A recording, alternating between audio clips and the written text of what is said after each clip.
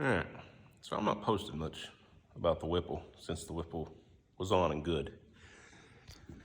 So we spent 2 days of troubleshooting on this thing because when we first started it up, it was sounding rougher and I don't know what, but ended up had a vacuum leak.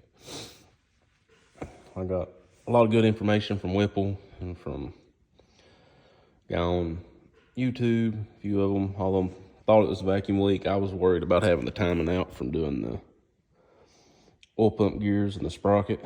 So we actually took this thing all the way apart and checked that everything was good and put it back together. But what ended up being the problem, just for anybody for future, you see right back in there.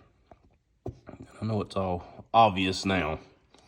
There's a plug right there and it's an 1/8 inch MPT port. Well, they ain't nowhere on the instructions or anything that talks about that port. Didn't even know it was there. And of course, if you're not digging down in there, you can't see it with all the hoses. The only reason I ended up finding it was because we noticed that the little stop that's here on your actuator valve was actually hitting the hose for the vacuum for it and was catching.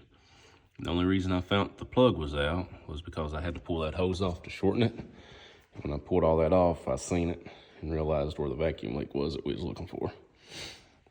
So I fixed that, and then a day or so after that, I ended up getting some sinus junk going on. So I've just not been doing any videos, but I have drove it to work for the last week or so. So it's got probably 600 or 700 miles on it and is doing good.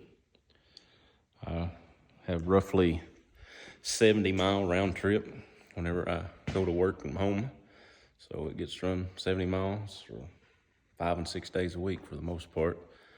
And it's a lot more than what it was, that's for sure.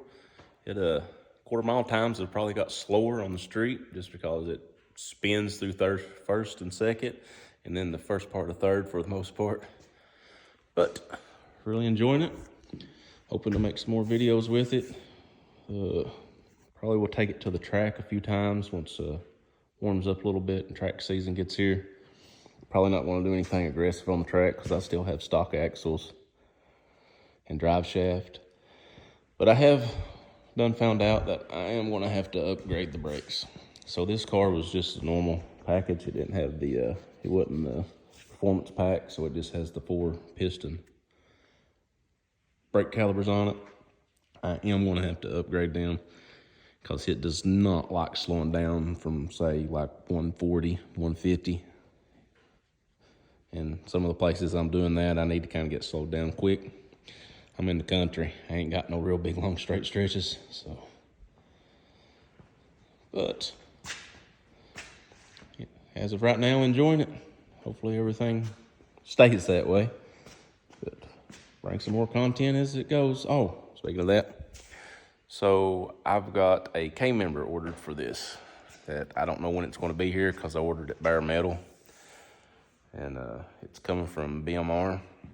I've got the K-member, the motor mounts, their motor mounts, and everything that you need to do that. So I will be doing that whenever it gets here, but I wanted to powder coat it green because I've got a bunch of other suspension stuff that's done. It's all green powder coat.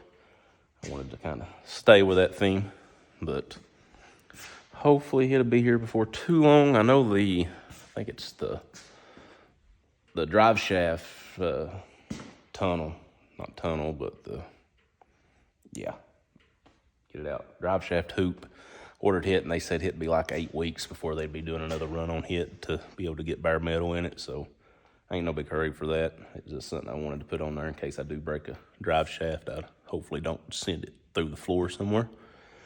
But as that stuff comes in and as I get doing that stuff and going to the track and stuff like that, I plan on trying to post some of that. So y'all have a good one.